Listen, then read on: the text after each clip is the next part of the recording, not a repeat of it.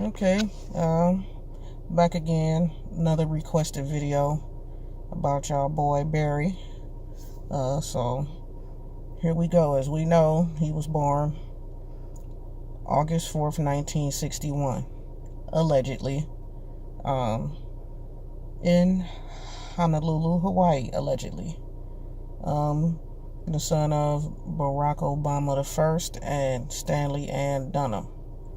Now, Barack Sr. is from Kenya. Stanley Ann is from Wichita, Kansas. Her parents, Stanley Armour Dunham and Madeline Lee Payne Dunham, are well known by now CIA assets. They moved to Mercer Island when Stanley Ann was young, and the purpose for that is there was some kind of Marxist school they wanted to go to because they were Marxists. They believed in the teachings of Karl Marx, who wrote the Communist Manifesto. Later on, they moved to Hawaii. Now, it was alleged that Barack Sr. was in Hawaii because he came on the Harry Belafonte Airlift Africa program, which research by Dr. Jerome Corsi found out that was not true. Nevertheless, he was allegedly in Hawaii. But when Stanley Ann was young, her father, Stanley Armour, befriended basically a KGB spy, Frank Marshall Davis. There are sectors of people who believe Frank Marshall Davis is Barack's real father. Now, Frank Marshall Davis was what we call a pansexual. He'd have sex with men, women, little girls, little boys, objects, it didn't matter. He actually lobbied for pederasty to be legal. If you don't know what pederasty is, it's a sexual relationship between a grown man and a young boy. So he would have been, happy to be a member of NAMBLA. Anyway, he wrote a book called Sex Rebel Black under the alias Bob Greene, in which he has naked pictures of Barack's mother when she's 12, 13, 14 years old.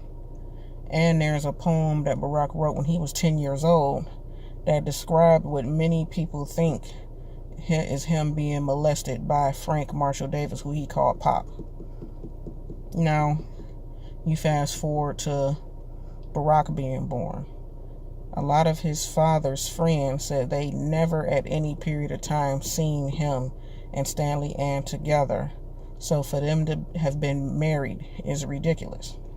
Now, Barack says in his book, Dreams from My Father, I believe, that his parents lived together as a married couple till his father went off to Harvard in 1962, which was also debunked by Dr. Jerome Corsi in his book, Where's the Real Birth Certificate?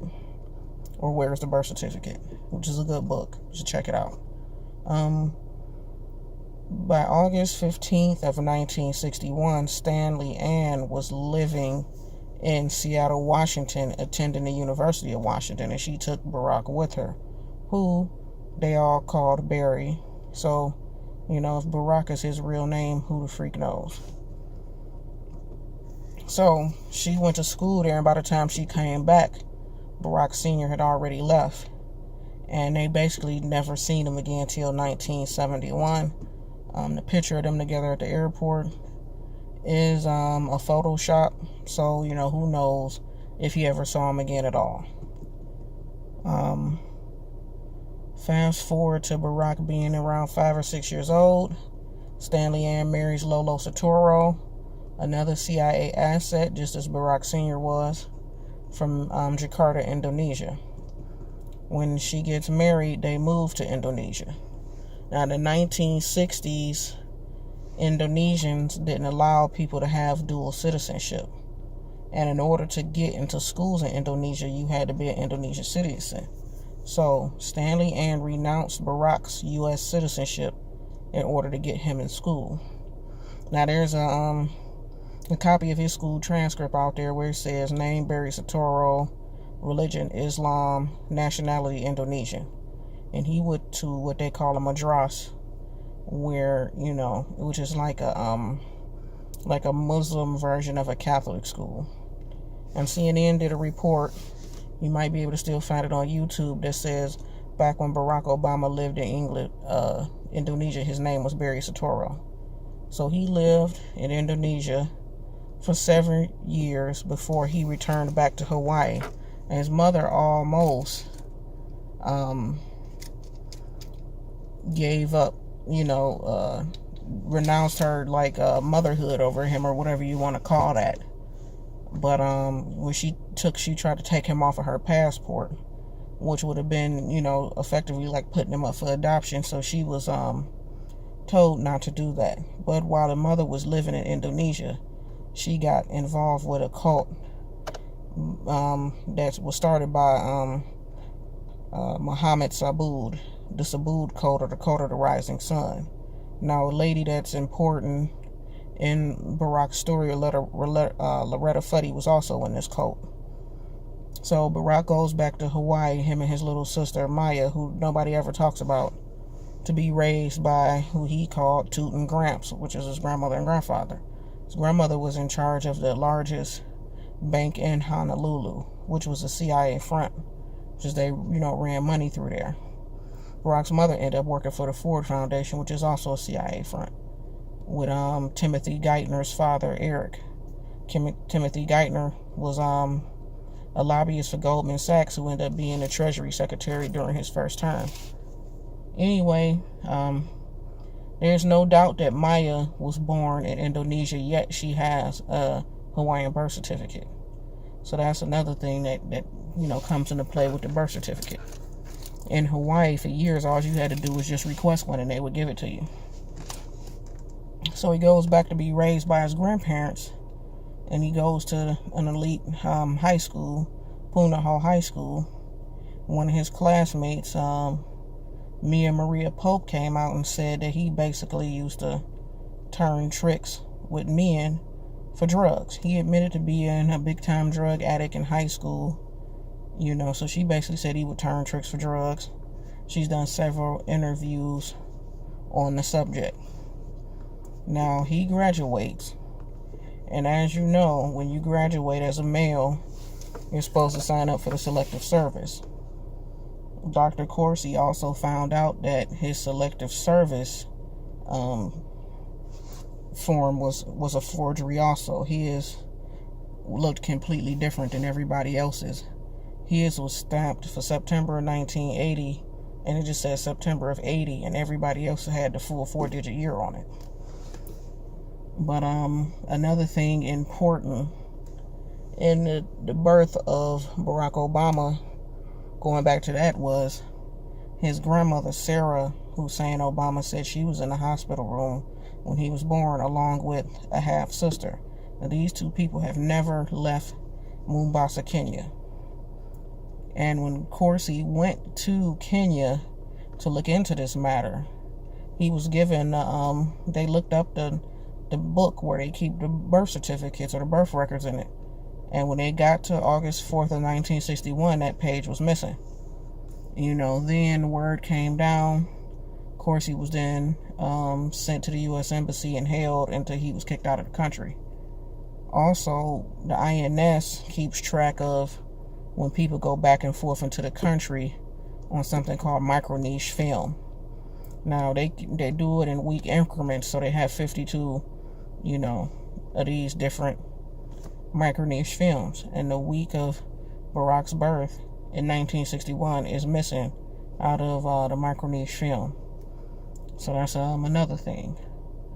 So he graduates, goes to Occidental College in California.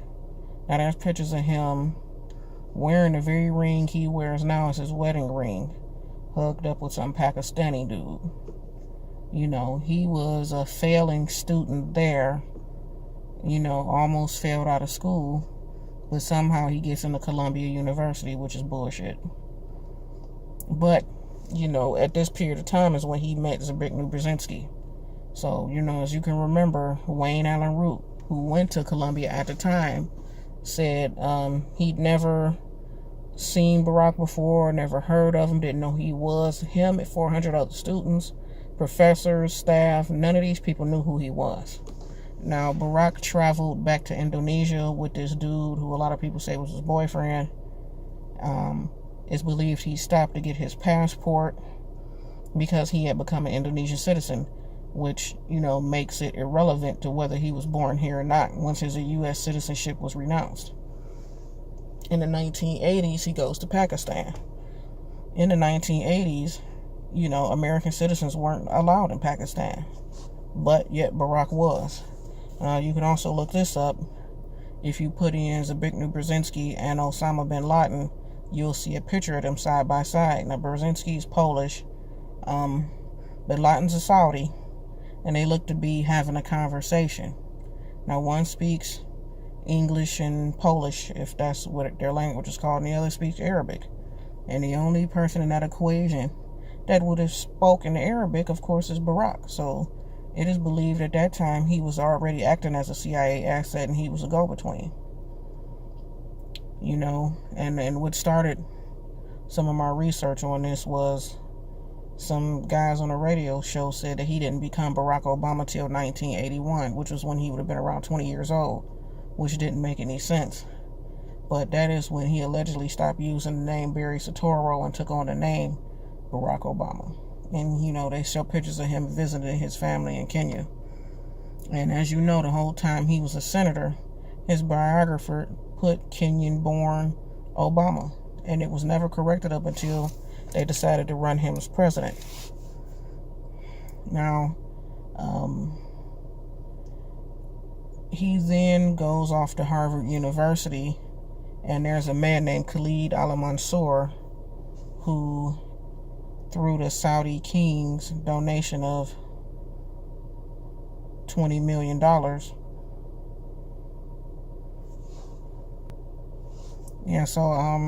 sorry about that minor interruption, but he went to Harvard. He got in with a $20 million donation from the Saudi king through Khalid Al-Mansour. So he goes to Harvard.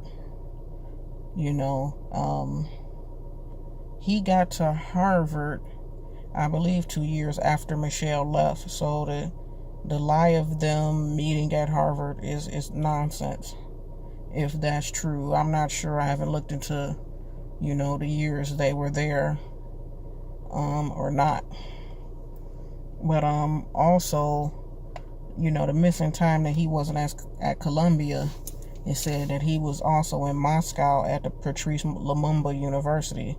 Now, Patrice Lumumba University is supposed to be big in teaching communism.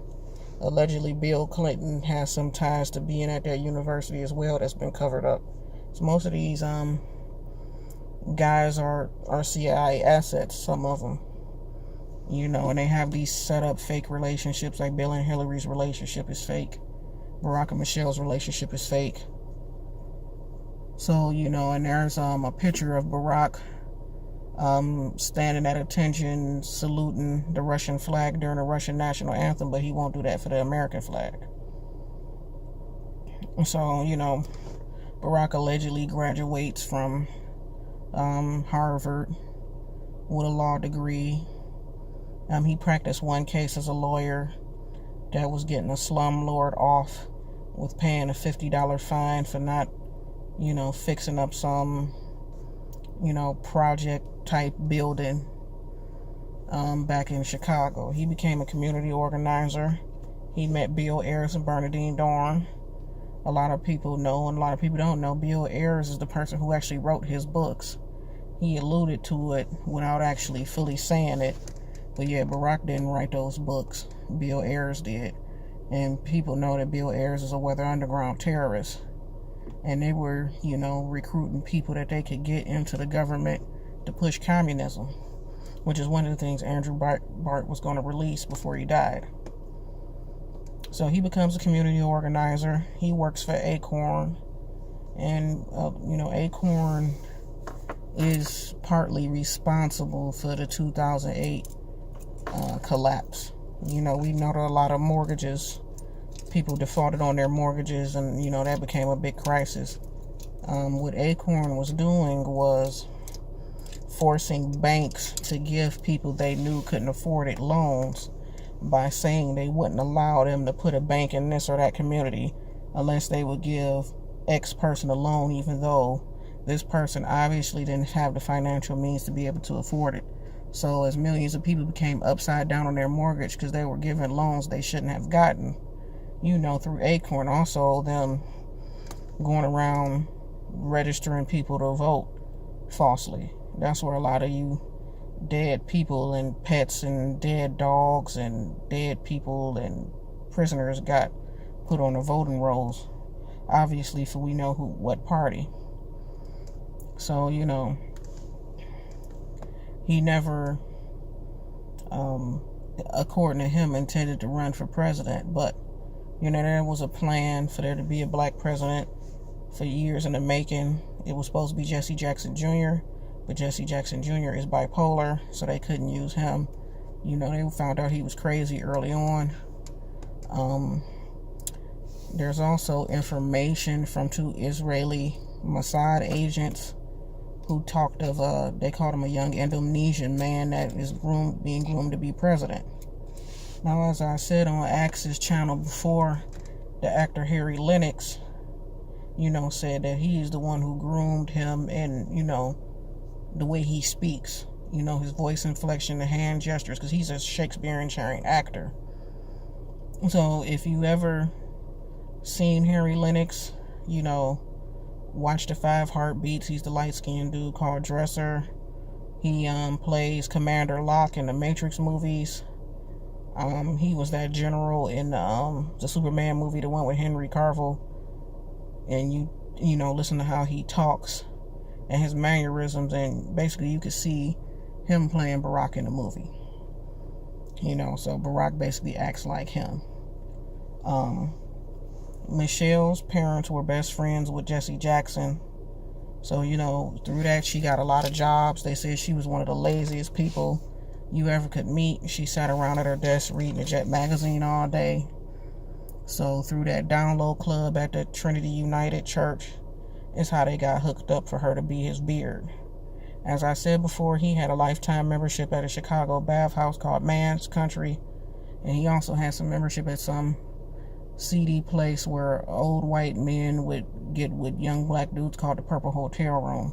And this was all in Chicago, and this is well known by the Black Democratic Caucus of Illinois. This information can be found on the FTR Exposes Rahm Emanuel, Wayne Madsen, who used to be an NSA, worked for the NSA. He's talking to a black gentleman. I don't remember that gentleman's name, but in that interview, they talk about the information of Rahm and Barack having some rented house in D.C. when they were in the Senate and in Congress, bringing male prostitutes there, and there was wired for sound and there was cameras, and somehow a lady gave this information to a woman named Ashley Turton, and Ashley Turton's husband did something for the Obama administration. She got this information. Somehow Bush Sr. and Jeb Bush got wind of this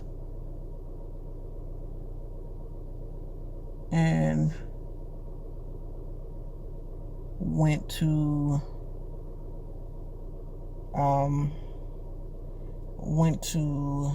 the White House to warn Barack of this information and it possibly be coming out. So Turton's husband was fired, and I believe her job assignment was ending. And one day she went and got into her BMW and turned the key, and car blew up, killing her. So that ended that. So, that's one person, taken out to keep his secret safe and to make sure his presidential run was there. A lot of people don't realize that the 2008 Democratic National Convention, Barack requested that the stage be an exact replica of the Pergamon altar.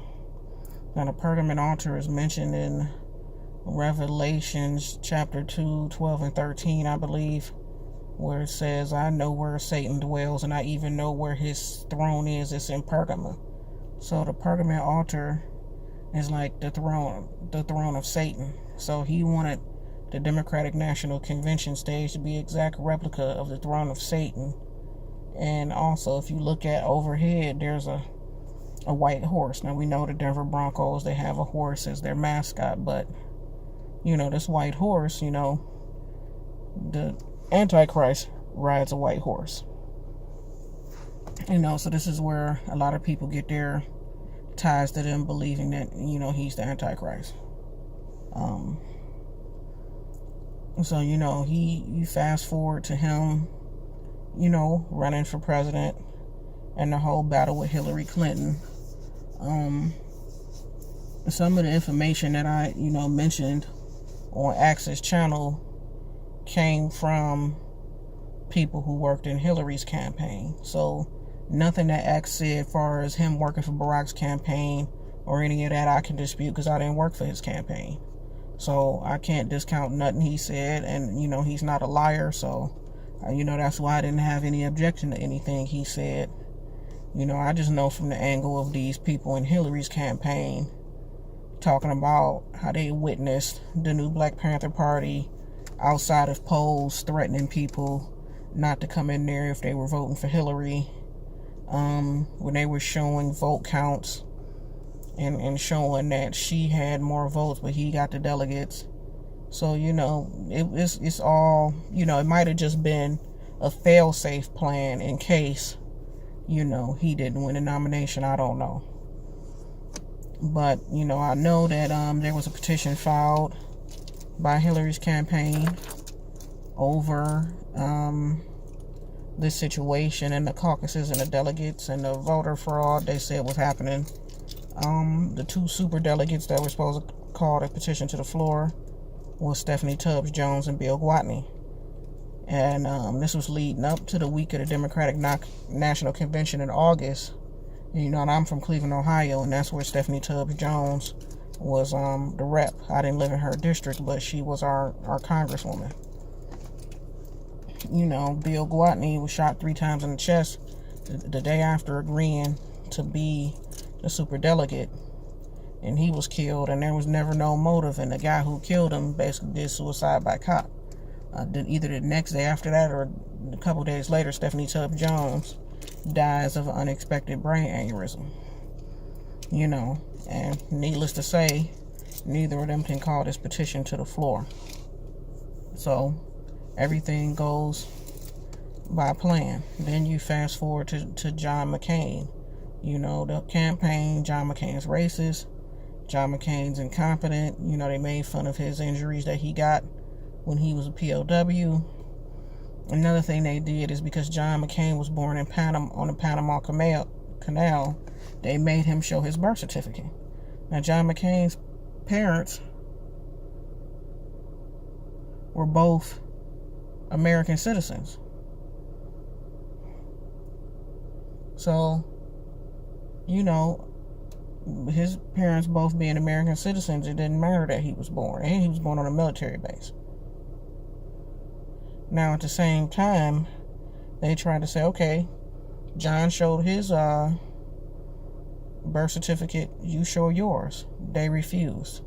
Senate Bill 511 blocked Barack from having to show his birth certificate. They also made John McCain show his medical report. So he gave them 1,176 pages of his medical report. They asked Barack to do the same. He turns in 1 page from when he was 10 years old in Indonesia and he got hit in the head with a rock or something stupid. So he becomes, president. And the first thing he does, EO 13489, was to seal all of his records. Kindergarten, high school, medical records, grades, Occidental College, University of Chicago writings, Harvard, Columbia, everything. All of his records were sealed. And we know how long a FOIA request would take once they're unsealed. So it'll be years before we'll ever see them records and his presidency is over. So it kind of doesn't matter. Then you got the people started dying around him. Michael Hastings had some information on him. We know he died allegedly in a car crash, but there are people who said that his car blew up well before it hit the tree. You have Andrew Breitbart, who I said was at CPAC, and said that on March 1st of 2012, he was going to release information on Obama, and that's the day he dropped dead. And then the guy who did his autopsy dropped dead before he could release his findings. So you have those two. You also have one that's a little bit more obscure, Lieutenant Quarles Harris Jr. He worked for the State Department, where they take care of the passports. Now, he got in some kind of trouble for fraud, and he was going to try to cop a deal. So at that time, the primaries were still going on, so you had McCain, Clinton, and Obama. Now, somebody went in and tampered with all three's passports to make it look like it wasn't directly tampered with Obama's or to look at his. But what they did was they took his mother's passport and they wiped information from 1965 forward of that. So the only information you could find on her passport was from 1965 to 1995 when she died. And so when Quarles Harris Jr. showed up in D.C. to testify, to what he knew, and he wasn't from D.C., he was shot in the head and killed in some random neighborhood, to keep him from testifying, basically.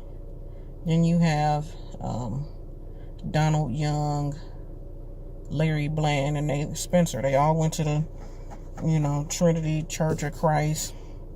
All of them were alleged boyfriends of Barry. They all died within weeks of each other in 2007, because it's leading up to the election, for 2008, and they needed to keep that information about him being gay out there, because at that time the black community would not have accepted a gay black man. They would not have accepted a Muslim, so he had to practice what they call taqiyya.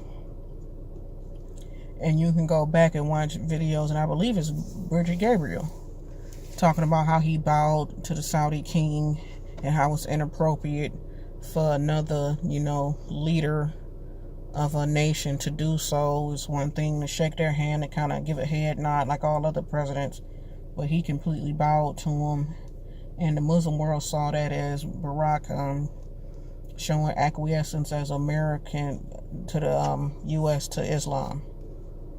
And that was, his efforts to turn the United States into a caliphate. And you can check out this video on Akintunde Nation 2.0, where he's talking about how the refugees that are going up into Libya are being treated by the Muslims up there. Little boys forced to rape their sisters, men being castrated, men being raped, men being forced to gang rape other people, women being sexually assaulted, to death, people being disfigured, and all of this stuff started happening after they killed Gaddafi. Gaddafi actually made it safe to practice any other religion outside of Islam. Gaddafi made it a safe place for sub-Saharan Africans to come. And, we know that he overthrew Egypt, Libya, and Tunisia. Now, I have friends in Egypt, and I remember when he overthrew Mubarak. They were very, angry about that. Also, another scandal of Obama that you can look into was his secret kill list. Look into his drone strikes. Between May 9th of 2009 and I forget what date in 2011, over 200 children were killed by his drone strikes. And we know one of those kids was Anwar al-Awlaki's son, who was an American citizen.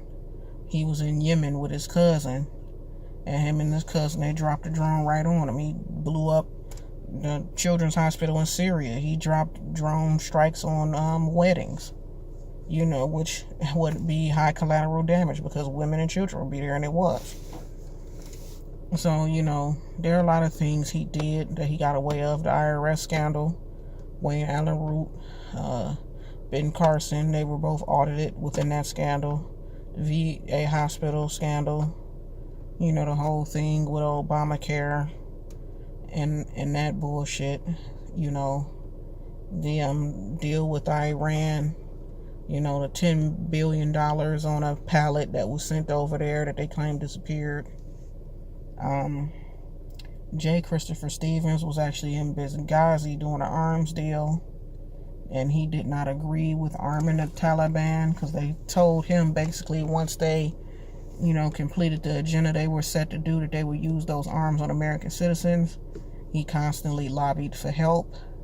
A lot of people don't know that, they were watching him and those other guys be murdered real time in that situation room in the White House. So a lot of people put Benghazi solely on Hillary Clinton, but who was Hillary Clinton's boss? He's the one who came out with the fake, some movie on YouTube was involved when that wasn't the case. He's the one who gave the order for them troops to stand down. He's the one who sent them ones who came to help. Chris Paranto, you can look him up. They sent them to Germany, fired them and told them to find their own way back home.